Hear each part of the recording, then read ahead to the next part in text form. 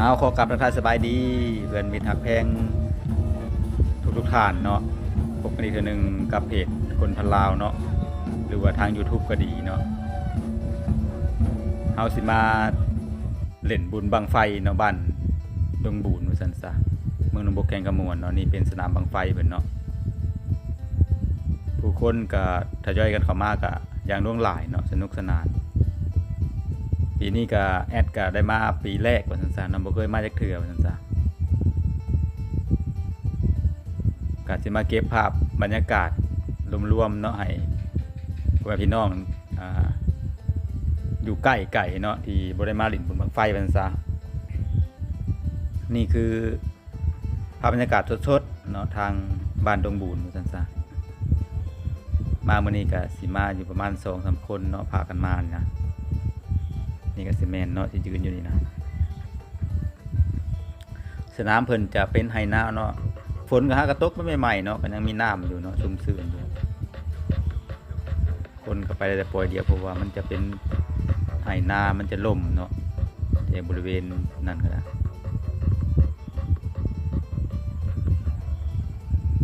บ้านดงบูนนี่ก็ติดทางดำเนาะมาก็มาสะดวกสบายทางแวมาแต่หนองบกนี่ก็ออกจากหนองบกมานี่ก็สิประมาณบาง10 กิโลเนาะประมาณนั้นนะเส้นทางเส้นนี้ก็สิออกไปทางเสบังไฟเนาะหนองบกเสบังไฟเป็นทางดำก็สะดวกสบายเนาะในการมาเที่ยวมาเล่นตอนนี้ก็บังไฟ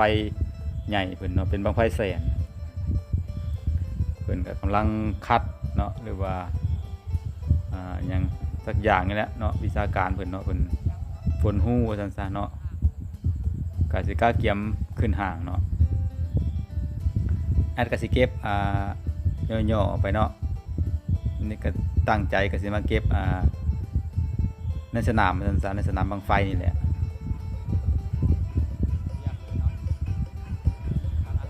เพิ่นก็มากางเต็นท์แล้วเพิ่นก็จะมาแบบจัดการอยู่นี่เลยเนาะค่ายบังไฟเพิ่นว่า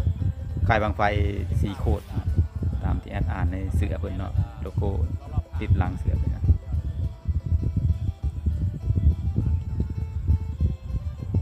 ก็ผู้คนก็อ้อมสนามเนาะนี่ก็สิเกียมว่าซั่นซะสิขึ้นไปจูดแล้วซั่นซะเพิ่นก็แบกขึ้นสิขึ้นห่างแล้วตอนนี้เนาะบังไฟแสนเนาะมาเบิ่งไปพร้อมๆกันพี่น้องเนาะการเอาขึ้นเพิ่นนี่ก็ใส่เสือกเนาะเสือกดึงเพราะว่ามันหนักเนาะมันหนักหลายเนาะมันจะอยู่ที่40 กิโลผมว่าเนาะคันบ่กลัวซั่นซะบังไฟนะเขาเอิ้นบังไฟแสนก็เป็น100 โลผมบ่ว่าติแอดก็ไปถามพระเจ้าเบิ่งเนาะก็มาเบิ่งแต่ว่าบ่ได้ถามข้อมูลบังไฟนะกับบังไฟแสนก็แสนน้ำเพิ่นเนาะนี่ก็กำลังเตรียมเนาะเตรียมเอาขึ้นห่างว่าซะน่าจะเป็นจุดถวายเนาะบังไฟใหญ่เลยนะเพราะบ้านดงบูนนี่ก็ทุกๆปีจะมีบังไฟใหญ่เนาะมาจุดถวายว่าซะเนาะแล้วก็มีบังไฟน้อยนำเนาะ2ห่างเนาะเพิ่นเฮ็ดไว้นะจะเป็นห่างบังไฟน้อยขนาด40-50 เซนเนาะนี่ก็ห่างหนึ่งแล้วก็เป็นห่างบังไฟใหญ่โดยเฉพาะนี่ก็ห่างหนึ่งเนาะตัวนี้ก็ใจจดใจจ่อเนาะก็ตะเว้นก็ค่ำพอดีเนาะก็จะตกดินเลยตะเว้นกันเนาะเบิ่งสีเหลืองๆนะประชาชนที่มารอเบิ่งบังไฟแสนนี่ก็ยังบ่ได้เมื่อกันเนาะโอ้เนาะหลวงลายเนาะถ้าเป็นสนามแคบๆมันจะเต็มเลยคนเนาะเอ้าเตรียมแล้วบาดนี้เนาะเพื่อนจะให้ท่านผู้ชมนี่ออกจากหน้าห่างมันซะออกสิไกลๆหน่อยนึงเนาะเพื่อความปลอดภัยมันซะ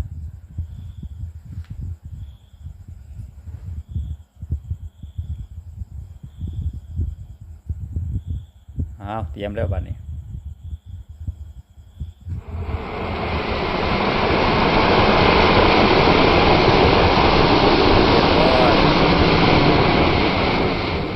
แอดก็สิเก็บประมาณปานนี้เนาะหลังจากจุดบังไฟใหญ่เสร็จแล้วก็สิได้กลับเนาะก็ค่ำพอดีเนาะภาพก็สิบ่สวยงามปานใดนั่นซะเนาะนี่เนาะผู้คนก็สิทยอยกันหลั่งไหลเมื่อว่าซั่นซะเนาะหลังจาก จุดบังไฟใหญ่เพอตะเว้นจะตกดินพอดีเนาะคลิปนี้ก็สิโจบประมาณปานนี้เนาะก็ขอขอบใจเนาะทาง FC ทุกท่านเนาะที่เข้ามาเบิ่งเนาะผิดพลาดประการใดก็ขออภัยนํเนาะหรือว่าถ่ายกล้องบ่แจ้งหรือว่าถ่ายมุมบ่งามก็ขอโทษขออภัยหลายเนาะมีหยังก็คอมเมนต์บอกกันเด้อพี่น้องน้อย FC เฮาเนาะขอขอบใจ